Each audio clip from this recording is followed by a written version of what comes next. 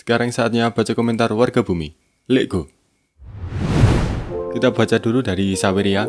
Dari Bay, selalu cerdas masyarakat. Terima kasih masyarakat. Dari Arman, katanya mau ngebahas topik siklon tropis secara live. Aku pikir kayak konten eksklusif Radio Umara gitu he. BTW makasih ya komenku di post. Saya pikir-pikir kayaknya udah kondusif, jadi ya saya bahas aja di video biasa. Saya juga belum punya konten eksklusif ya. Ya sebenarnya ada sih rencana bikin konten eksklusif, tapi kayaknya belum saatnya. Ada hal-hal yang sebenarnya pengen saya buat dulu, dan konten eksklusif mungkin nanti di belakangan akan ada. Jadi ya tunggu aja. Nanti mungkin setelah Lebaran saya bikin something.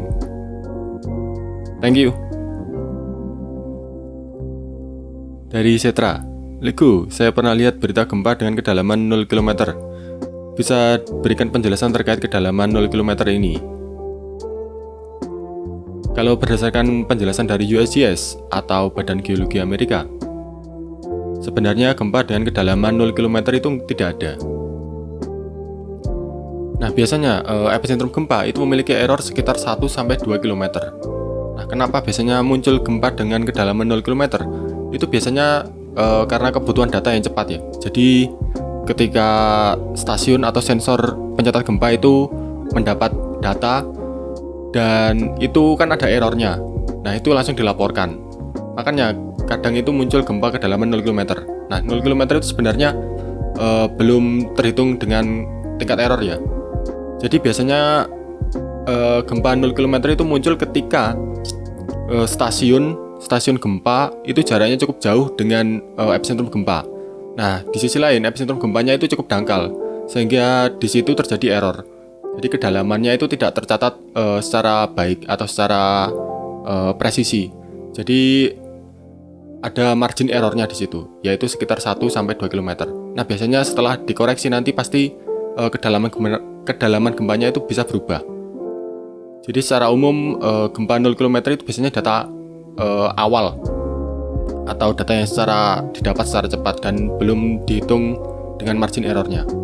Jadi ya basicnya nggak ada kedalaman gempa itu 0 km. Pasti ya beberapa kilometer lah. Walaupun kadang sangat dangkal, mungkin bisa 4-5 km segitu bisa. Tapi kalau 0 km berdasarkan penjelasan dari USGS itu tidak ada. Dan itu dipengaruhi oleh error dan juga biasanya jarak antara stasiun dengan epicentrum gempa yang cukup jauh. Kurang lebih seperti itu. Aku yang udah support kita di Saweria, kalau ada yang mau support channel ini bisa lewat QR code di atas atau link di bawah. Terima kasih. Next dari Dedi Yadi 1483. Mas, jika diperkirakan sebagai fenomena erosi mundur, kira-kira perpindahan materialnya kemana ya? Matur suwun, materialnya videonya oke banget. Oh, ini soal erosi yang ada di Aceh. Ya itu kan ikut terbawa aliran sungai, Mas. Itu kan nyambung ke sungai yang ada di barat lautnya. Nah, ini lubangnya kan nyambung ke sungai yang ada di barat lautnya. Nah, ini material erosinya otomatis akan tergerus dan terbawa air hujan dan air tanah mungkin, yang pada akhirnya ya ngalir ikut aliran sungai. Jadi ya erosi mundur tetap ngalirnya ke bawah, ngikutin lembahnya dan ngikutin aliran sungai kalau memang ada aliran sungainya. Nah, lebih gitu. Next dari Gunawan 7489. Bang Lego, apakah pegunungan Muller dan Swaner itu bekas tumbukan lempeng? Lalu kenapa kok nggak memunculkan gunung api? Pada dasarnya pegunungan Muller dan Swaner di Kalimantan itu memang bekas gunung api purba di Kalimantan. Jadi itu jalur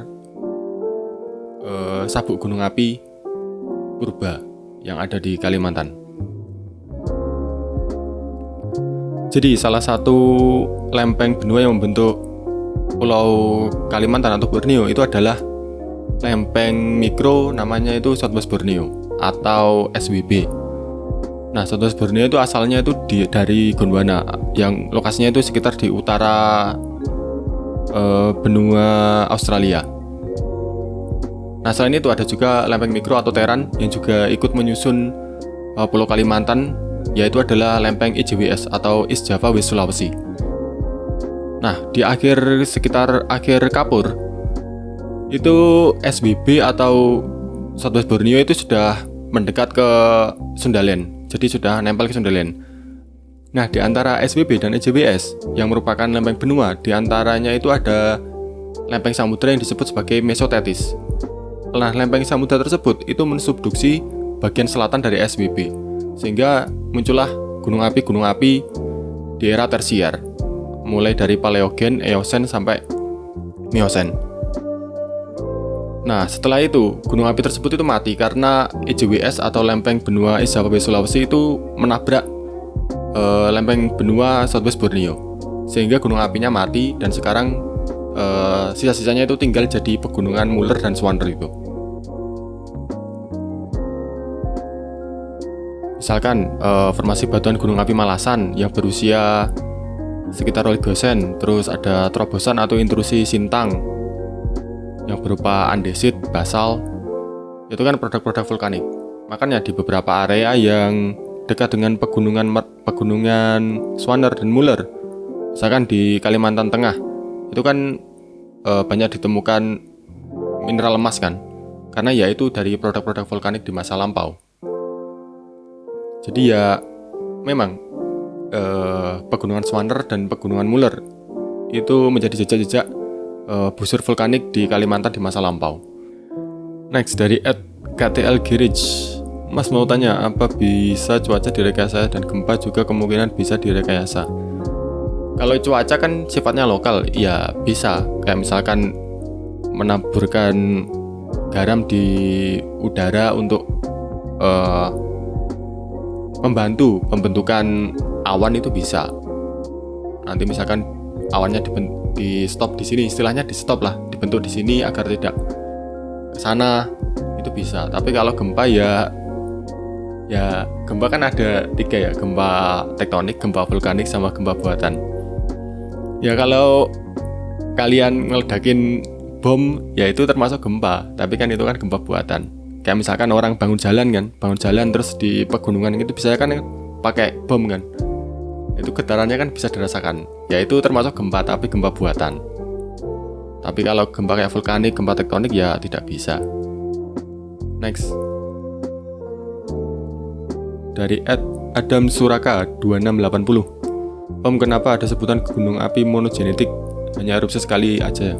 Apakah sumber magmanya tidak produktif lagi? Jadi gini, gunung api monogenetik itu bukan gunung api yang sekali erupsi, tapi gunung api yang erupsinya hanya satu periode. Nah, dalam satu periode itu tidak hanya harus cuma satu erupsi, ya itu bisa panjang, bisa bertahun-tahun, tapi erupsinya itu continuous atau menerus. Menerus itu bukan berarti erupsi terus ya, tapi biasanya erupsi mungkin jeda, tapi masih aktivitas vulkaniknya itu masih intens, dan itu nanti erupsi lagi kayak gitu. Jadi bukan sekali erupsi terus mati, enggak, tapi satu periode erupsi. Satu periode erupsi itu gimana sih? Contohnya kayak gini. Ini saya ambil datanya itu dari Smithsonian Institute. Contohnya Gunung Merapi. Gunung Merapi yang sekarang erupsi itu sudah erupsi sejak tahun 2020, Desember 2020. Itu masih terus erupsi sampai sekarang. Walaupun nggak tiap hari erupsi ya, tapi kan berapa hari sekali itu erupsi kecil-kecil, berapa hari sekali itu nanti ngeluarin lahar, ngeluarin guguran lava, dan itu menerus sampai sekarang itu masih continue. Nah, itu masih dalam satu periode, walaupun sudah 5 tahun lebih kan, itu masih dalam satu periode erupsi. Nah, biasanya nanti erupsinya dianggap habis atau satu periodenya itu selesai itu ketika ada erupsi yang bersifat eksplosif atau besar. Dan setelah erupsi eksplosif tersebut, kemudian aktivitas vulkaniknya itu menurun drastis dan berhenti. Itu nanti disebut sebagai satu periode erupsi. Walaupun jangka waktunya lama, tapi tetap disebut satu periode erupsi. Kalau gunung api cuma satu kali erupsi, ya nggak bisa, bentuknya nggak akan ada bentuknya, Mas. Kan gunung kan bentuk tubuh gunung kan dihasilkan dari erupsi, bukan dari apa ya, dari erupsi itu. Makanya ada tubuhnya. bentuknya entah kerucut, entah gimana, itu kan dari hasil erupsinya. Makanya monogenetik itu bukan satu kali erupsi, tapi satu periode erupsi. Apakah sumber magmanya tidak produktif lagi? Ya bisa jadi. Atau mungkin memang magma chambernya itu kecil, jadi ya setelah habis ya udah. Next dari @vince01. Bang, Pulau Sulawesi itu berbahaya alamnya, benar nggak sih? Maksudnya dari bentuknya aja udah kelihatan banget kalau gunung, patahan, danau, pesisir, lempeng tektonik, pulau sekeliling, dan daratannya tanahnya kayak dapat merasakan bencana gempa yang cenderung kuat. Resiko air bah dan tsunami dari bentuknya juga kayak berpotensi sekali, belum lagi banjir, perkotaan, dan longsor, dan cuacanya juga unik. Nah, apakah ini benar atau cuma informasi yang dibesar-besarkan netizen? Gue lupa dari mana gue tahu, tapi ini itu intinya ada yang pernah bilang gitu. Jadi kalau Sulawesi ya memang ancamannya itu banyak. Secara tektonik dia itu Sulawesi itu berhadapan dengan subduksi dari mana ini? Lempeng Pasifik. Terus Sulawesi itu banyak sesar, dan sesarnya itu rata-rata itu kebanyakan sesar geser mendatar, dan itu lokasinya itu berada di daratan yang otomatis umumnya itu menciptakan gempa dangkal. Yang kalau gempa dangkal itu biasanya akan menciptakan kerusakan yang besar. Terus ada juga subduksi dari Laut Sulawesi, itu juga ada. Jadi ya kondisinya Sulawesi itu memang cukup ekstrim. Secara tektonik itu sangat rumit, karena ya dari sejarah tektoniknya sendiri pun Sulawesi itu sangat rumit. Dari berbagai lempeng tektonik yang menyatu dari lempeng yang dari pecahan Gondwana, ada dari lempeng samudra, ada yang lempengnya itu baru terbentuk ketika sudah mengumpul. Jadi memang sangat rumit Sulawesi. Nah, kalau berbahaya, ya semua tempat itu berbahaya, Mas. Mau itu di Sumatera, Jawa, Kalimantan, Sulawesi, Papua, semua itu berbahaya bagi yang tidak paham. Kalau yang paham ya bisa meminimalisir tingkat bahayanya. Semua tempat berbahaya bagi yang tidak paham, itu aja sih. Next dari @bangiwan131. Bang, mau tanya, apakah kawasan dataran Dieng dulunya merupakan satu gunung api aktif yang meletus dan menghancurkan sebagian tubuh gunung apinya? Jadi di kala Pleistosen atau yang populer disebut sebagai zaman es, di Dieng itu ada gunung api yang cukup besar. Nah, gunung api tersebut itu erupsi dan akhirnya runtuh, jadi membentuk kaldera. Nah, pinggir-pinggiran kalderanya gunung api di Dieng yang pada zaman Pleistosen itu sekarang itu disebut Gunung Prau.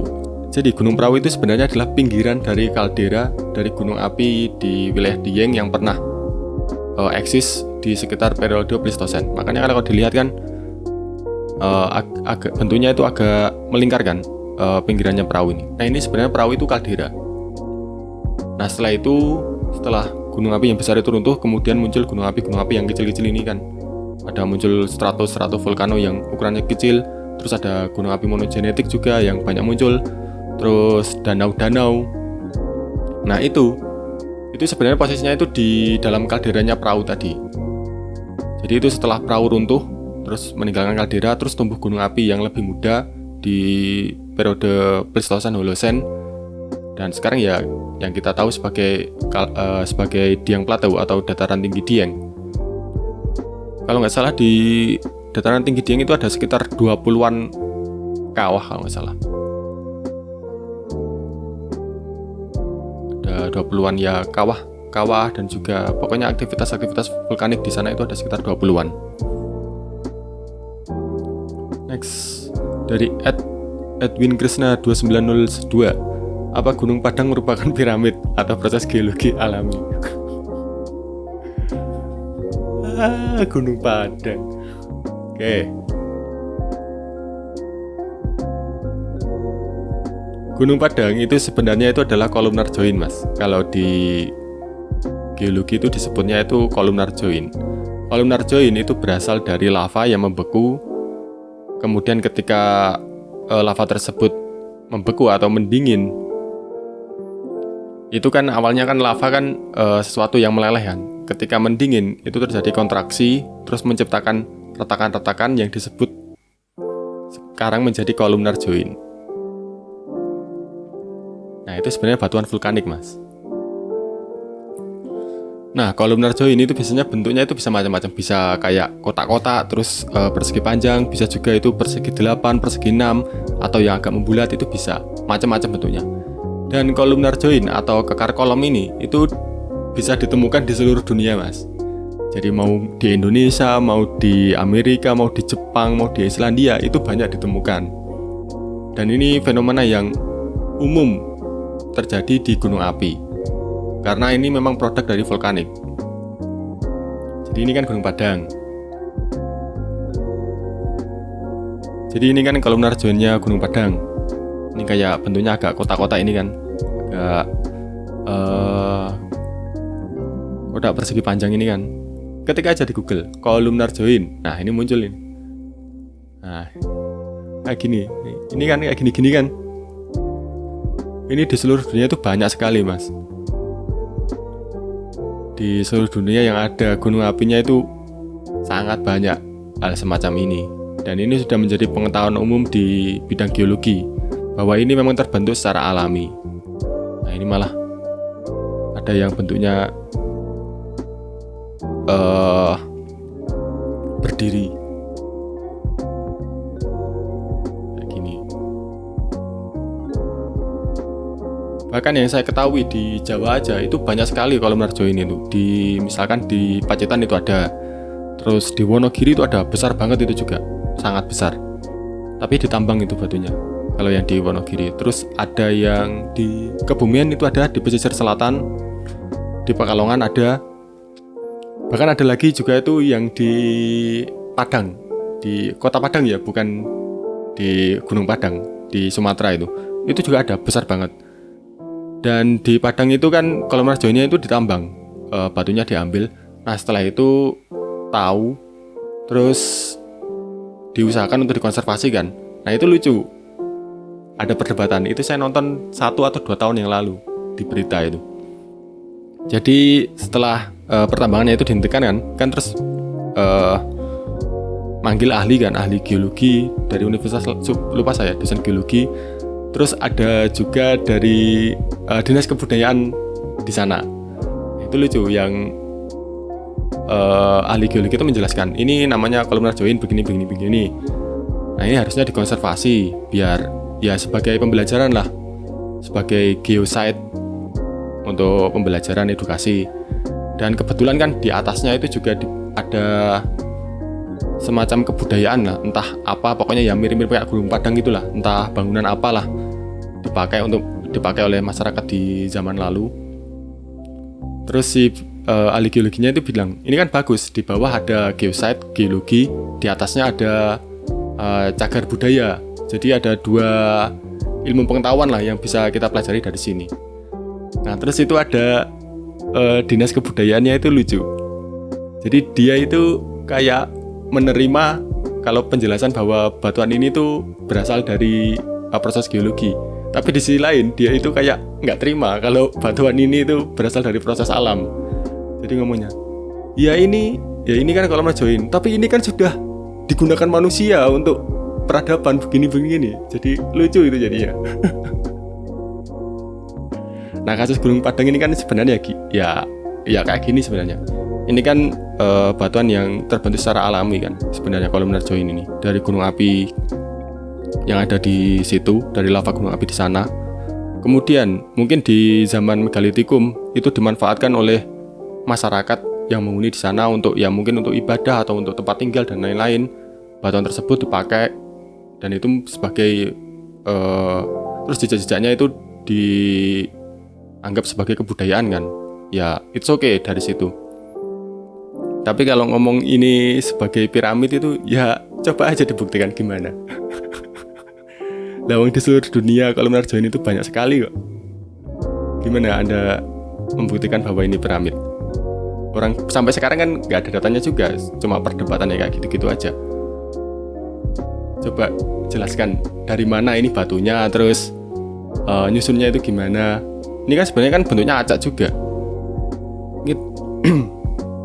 Kan kita kan nggak bisa menyamakan Gunung Padang ini dengan piramida Giza itu karena strukturnya bentuknya cenderung segitiga terus disamakan dengan piramida Giza itu kan nggak bisa, karena piramida Giza itu udah jelas.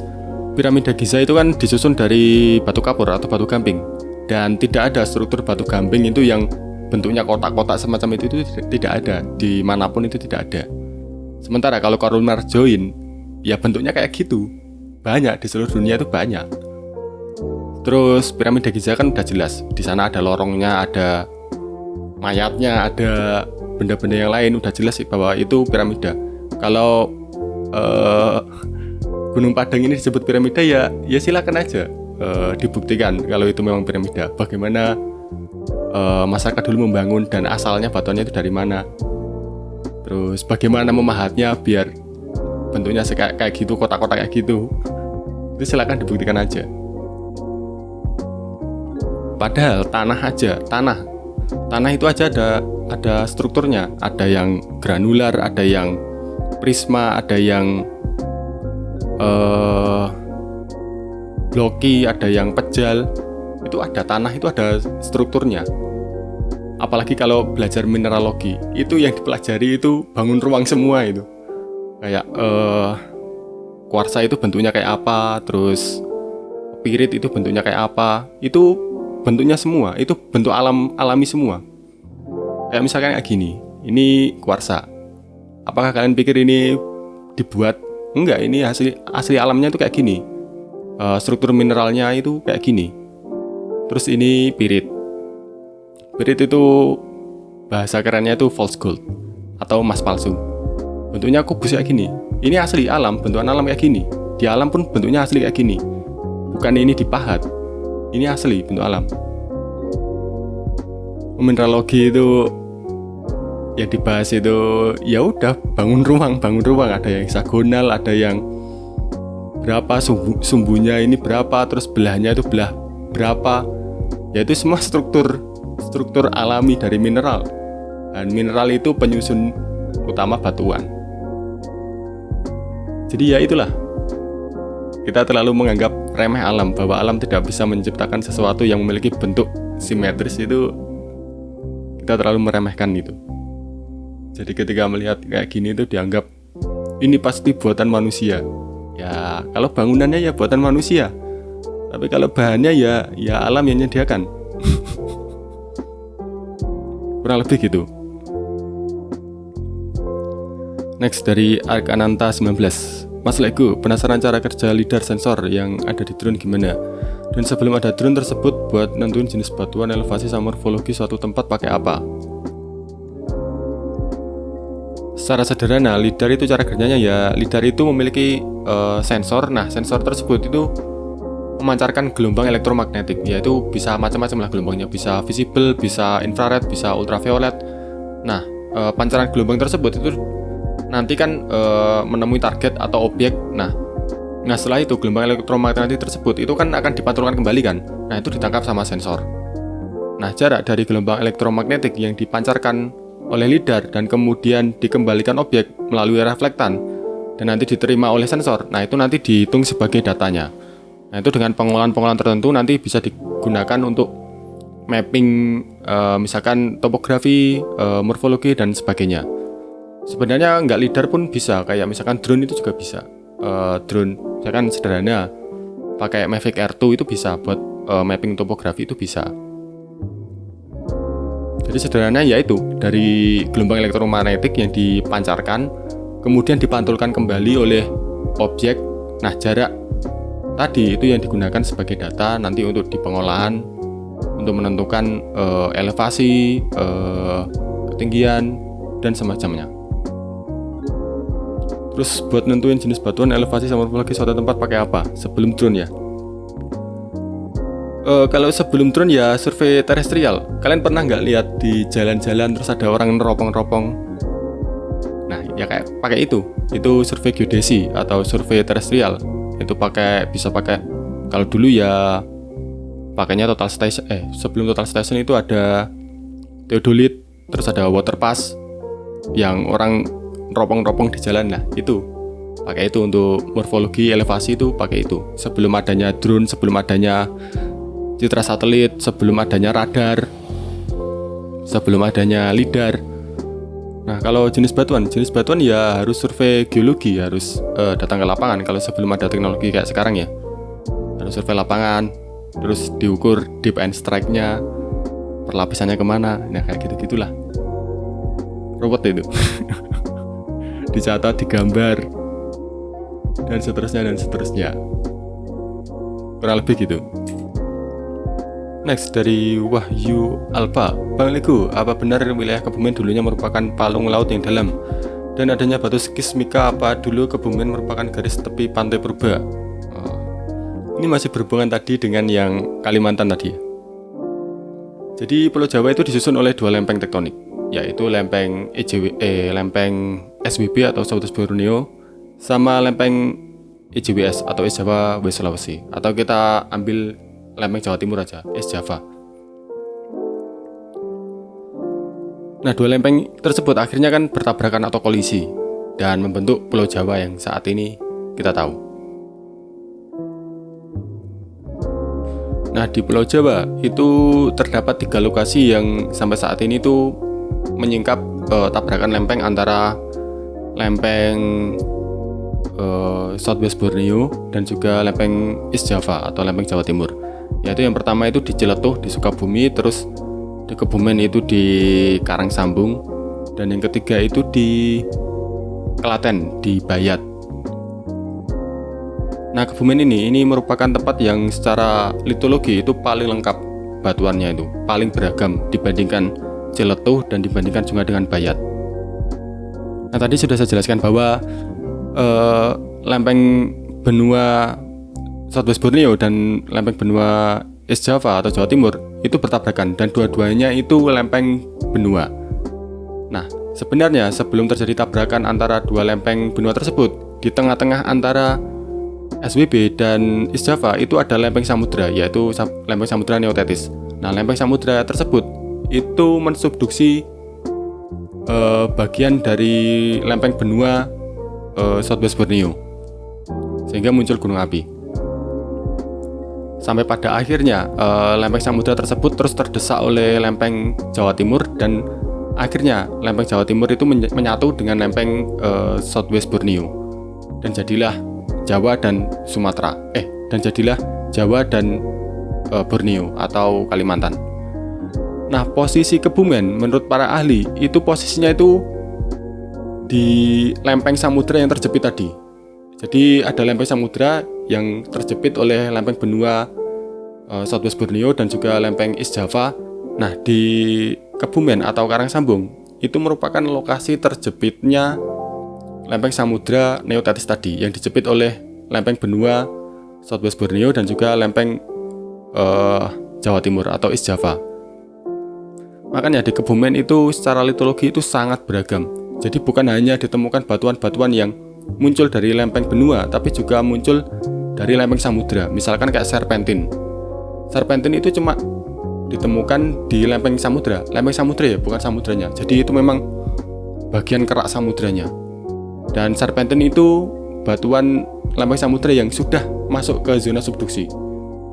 Bukan serpentin kalau yang di Kebumen itu, tapi serpentinit. Jadi sudah mengalami metamorfosis. Jadi dia itu sudah masuk ke zona subduksi dan terangkat, dan munculnya itu di Kebumen itu. Terus ada skismika. Nah, skismika ini juga salah satu batuan metamorfik yang menjadi petunjuk bahwa pernah terjadi tabrakan lempeng. Skis kan macam-macam. Ada skismika, salah satunya skismika ini tadi. Makanya kan di Kebumen itu juga ada saya lupa namanya itu. Jadi dia itu kayak lava bantal. Lava bantal itu adalah gunung api yang muncul di laut. Lokasinya saya lupa, saya pernah ke sana juga. Di lava bantal, di bawahnya itu ada di atasnya itu ada lava bantal, terus di bawahnya itu ada tebing. Orang sekitar itu menyebutnya Watu Kelir. Jadi tebing itu perlapisan dari rijang, terus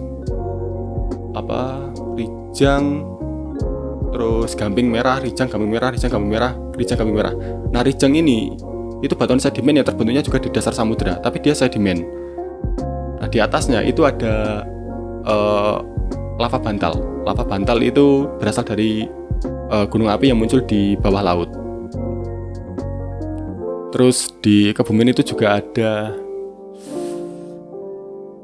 fillit. Fillit itu biasanya dipakai bahan untuk pensil. Fillit itu juga batuan metamorfik yang menjadi petunjuk kalau di sana itu jadi tabrakan antar lempeng. Makanya para ahli itu sudah memetakan bahwa wilayah Kebumen itu memang berada di tepian lempeng Samudra Mesotatis tadi. Sementara yang di Klaten, Bayat, itu di tepian lempeng benua Jawa Timur.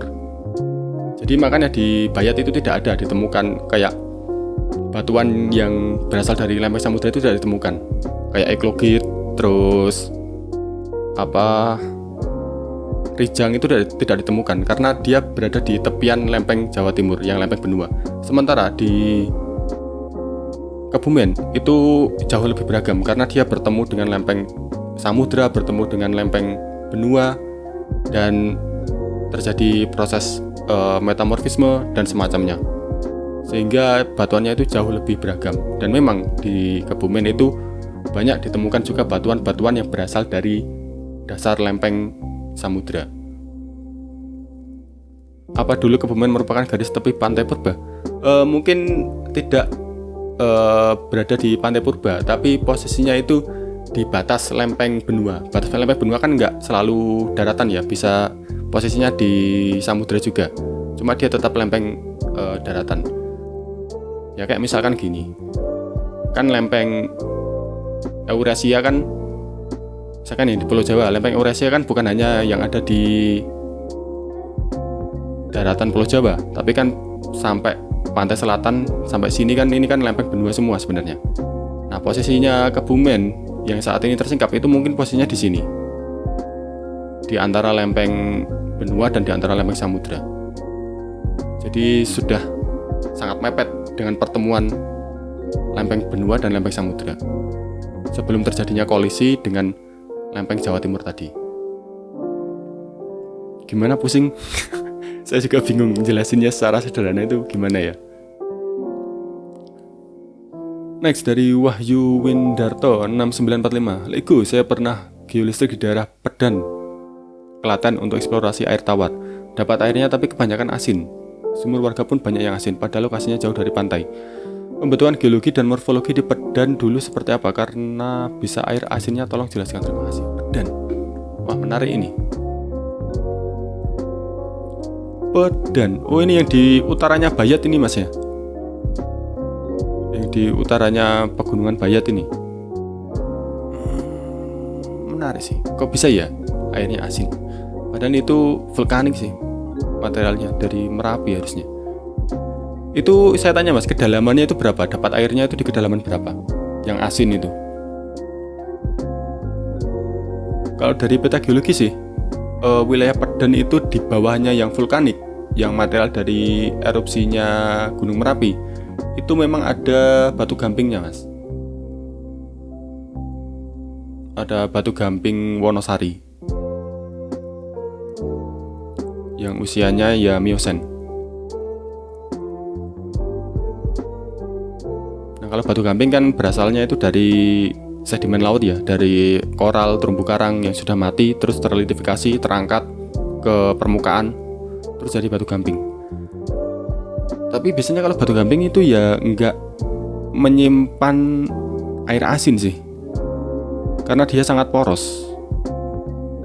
Biasanya yang mungkin masih air asin itu shale, clay, itu masih mungkin kalau memang dulunya itu lautan. Kayak misalkan di daerah mana itu yang ada gunung lumpur itu, Grobogan, daerah apa itu, Ledukuwu, itu masih mungkin. Kalau di sini menarik sebenarnya, kedalamannya berapa itu, Mas? Geolistrik yang dapat air asinnya itu di kedalaman berapa? Apa mungkin ada endapan lain? Kayak misalkan ini, kalau Kalau TUMN itu ya formasi Mandalika itu batuan vulkanik sih. Terus ada apa lagi tadi? Formasi Nampol, Batu Lampung dan Tuf itu juga kayaknya vulkanik sih. Belum bisa jawab mas. Kok bisa air asin muncul di situ ya? Menarik sih. Coba share mas, kedalamannya apa, terus batuannya itu jenisnya apa pas di kedalaman yang muncul air asinnya itu. Menarik sih kalau dibuat kajian itu. Kenapa di situ yang area sebenarnya vulkanik ya, walaupun dia berdekatan dengan tadi pegunungan Bayat, kok bisa muncul air asin ya? Oh, menarik sekali. Gitu mas ya? Nggak bisa jawab saya. Next dari Edca 5689, mas ada nggak tanda-tanda atau ciri-ciri geologi tanah yang mengandung emas?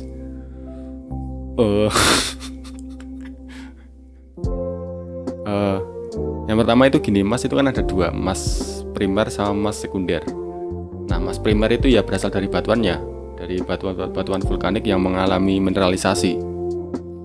Nah, kalau emas sekunder itu yang biasa kita lihat bentuknya kayak nugget itu, yang kayak di sungai-sungai terus bentuknya kayak gumpalan-gumpalan. Nah, itu emas sekunder. Nah, itu berasal dari batuan-batuan yang mengandung emas, terus emasnya itu tererosi, terbawa oleh air. Nah, mineral itu kan punya karakter dia itu bisa tumbuh. Jadi ketika dia mendapat makanan itu maksudnya dia ketemu dengan mineral yang sama. Misalkan emas ketemu dengan emas, itu bisa muncul ikatan, jadi bisa menggumpal. Jadi kayak bayi lah, bisa tumbuh. Nah, itu biasanya akan jadi nugget atau emas-emas yang biasa kita temui di sungai-sungai kayak bentuknya kayak nugget-nugget itu. Kalau emas yang nugget itu ya bisa ditemui di banyak tempat sepanjang dia berasal dari aliran sungai yang vulkanik, terus ya mungkin dari asalnya itu mengerosi batuan yang mengandung emas, ya itu bisa ditemukan. Kalau yang emas primer ya itu ada ilmunya sendiri lah untuk mengetahui itu. Biasanya salah satunya itu ada namanya itu vein atau banyak-banyak ya, urat kuarsa. Nah, urat kuarsa itu biasanya nanti ada, kadang itu kalau memang itu bagian dari zona mineralisasi itu biasanya ada emasnya. Cuma ya kalau nyari kayak gitu ya harus ada ilmunya sih, susah kalau hanya mengandalkan insting. Kalau yang emas sekunder itu lebih mudah, yang orang dulang di sungai terus diputer-puter itu kan emas sekunder. Yang pasti yang pertama, emas itu berasal dari gunung api, gitu aja. Kalau Anda nyari emas tapi di pegunungan Kars ya mampus, nggak bakal ketemu. Kecuali kalau aliran sungainya itu berasal dari gunung api ya masih mungkin ketemu. Tapi kalau emang dari Kars Anda mau nyari sampai kiamat juga nggak ketemu. Next dari @golok755, Mas penasaran nih cara kerja geotermalnya gimana dan sebanyak apa potensi geotermal di Indonesia. Terus apa benar PLTP itu berpotensi merusak lingkungan? Kok banyak yang menolak ada geotermal, padahal PLTP energi terbarukan harusnya bagus dong. Ya memang bagus, kan masyarakat kita memang mudah diprovokasi. Cara kerjanya sebenarnya sederhana mas. Jadi di bumi itu kan ada panas bumi. Nah, panas bumi di lapisan tertentu itu yang ada keproknya, biasanya disebut itu keprok atau batuan pelindung. Nah, nanti buminya itu dibor sampai kedalaman tertentu yang suhunya dianggap cukup. Terus nanti airnya itu dimasukkan ke lubang tersebut. Nah, setelah mencapai keprok tadi, otomatis kan air tadi kan menguap kan. Nah, uapnya nanti disalurkan ke turbin untuk menggerakkan turbin. Nah, turbin tersebut nanti jadi listrik. Sebenarnya konsepnya itu sama kayak pembangkit listrik tenaga uap kayak batu bara. Batu bara kan bukan batu baranya yang digunakan untuk membangkitkan listrik, tapi batu baranya kan cuma sebagai pemanas doang kan, sebagai sumber panas. Nah, batu bara tersebut nanti kan juga digunakan untuk merebus air kan istilahnya. Untuk airnya direbus sampai panas, sampai menguap. Nah, uap air tadi itu digunakan untuk menggerakkan turbin. Itu sama aja sebenarnya. Kalau geothermal nggak butuh batu bara dan Anda nggak perlu menggali ya tinggal itu aja, airnya dimasukkan ke bumi, uapnya diambil untuk menggerakkan turbin. Terus bener PLTP itu berpotensi merusak lingkungan? Ya manusia kan merusak lingkungan semua mas. Emangnya ada manusia yang tidak merusak lingkungan? Manusia modern sekarang lah. Rumah Anda aja merusak lingkungan. Coba sebutkan, di sisi mana rumah Anda yang tidak merusak lingkungan? Tembok Anda bahannya dari apa? Tambang kan? Semen itu bahannya dari apa? Batu kapur, tambang kan? Genteng itu dari apa? Tanah liat, tambang kan? Apa yang manusia sekarang tidak merusak? Anda bikin lahan pertanian, ya buka hutan dulu ya untuk lahan pertanian, merusak alam kan? Anda main HP lah, itu HP Anda itu berapa banyak tambang untuk menciptakan HP yang Anda pegang itu, merusak lingkungan kan? Apa manusia sekarang yang nggak merusak lingkungan? Nggak ada. Tapi kalau kita mau komparasi, sebenarnya kan fairnya komparasinya itu gini, ya kita bandingkan dengan energi yang paling banyak digunakan di Indonesia, yaitu batu bara. Kalau batu bara kan ya kita harus menggali, setelah itu diambil batu baranya, setelah itu dibakar, hangus, hilang, habis ngambil lagi, gali lagi, dipakai, habis gali lagi, habis gali lagi, sampai habis kayak gitu terus kan, nggak bisa diperbarui kan. Coba kalau kita bandingkan dengan geothermal ya udah galinya di situ doang, panas buminya di situ, digali di situ, ya udah selama panas buminya masih aktif, ya udah nggak akan kemana-mana, ya cuma itu doang yang rusak. Tapi kalau batu bara, selama manusia butuh listrik, ya dia akan terus menggali. Semakin banyak kerusakan kan. Harusnya kan komparasinya di situ ya, bukan merusak nggak merusak ya. Kalau merusak nggak merusak, semua manusia merusak mas. Nggak ada manusia yang nggak merusak. Ya tinggal pilih mana, batu bara yang terus gali, kalau habis gali lagi, nyari lagi sumber lagi, gali lagi, atau yang digali cuma itu doang dan itu bisa dipakai puluhan, ratusan, bahkan mungkin jutaan tahun. Tinggal pilih yang mana. Terus kenapa banyak yang menolak? Ya kan orang Indonesia paling gampang diprovokasi. Orang Indonesia kan lebih cepat mulutnya sama jempolnya daripada otaknya untuk berpikir. Coba itu orang-orang yang menolak, suruh lihat kerusakan alam di Kalimantan, tambang-tambang batu bara di Kalimantan. Mereka miris nggak? Kalau miris, tanya itu buat apa? Ya itu untuk listrik Anda. Kalau itu diganti gimana? Yang lebih, perusakannya lebih sedikit, pakai geothermal. Harusnya kan cara berpikirnya kayak gitu kan. Kita mencari kerusakan yang lebih sedikit dibandingkan kerusakan yang lebih besar. Harusnya kan gitu. Kalau normalnya orang berpikir kan kayak gitu. Udah gitu aja, terima kasih udah nonton.